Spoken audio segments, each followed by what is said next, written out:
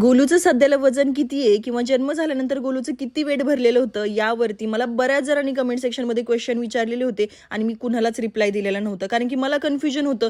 Seriously तुम्हाला सांगते, मी प्रेग्नेन्सीपासून एक डाएट फॉलो करत होते. आता बऱ्याच प्रेग्नेंट लेडी माझ्यासोबत कनेक्टेड आहेत आणि बऱ्याच डिलिव्हरी झालेल्या लेडीजसुद्धा माझ्यासोबत कनेक्टेड आहेत. त्यामुळे मीच कन्फ्युजनमध्ये ॲक्च्युली तुम्हाला सांगते, आता प्रेग्नेन्सीचा डाएट काय यावरती व्हिडिओ बनवू की मी सध्याला काय रुटीन फॉलो करते यावरती व्हिडिओ बनवू, ह्याच्यामध्येच मला खूप सारं कन्फ्युजन आहे. आता तुम्हीच मला कमेंट सेक्शनमध्ये सांगा की तुम्हाला कशावरती व्हिडिओ बघायला आवडेल.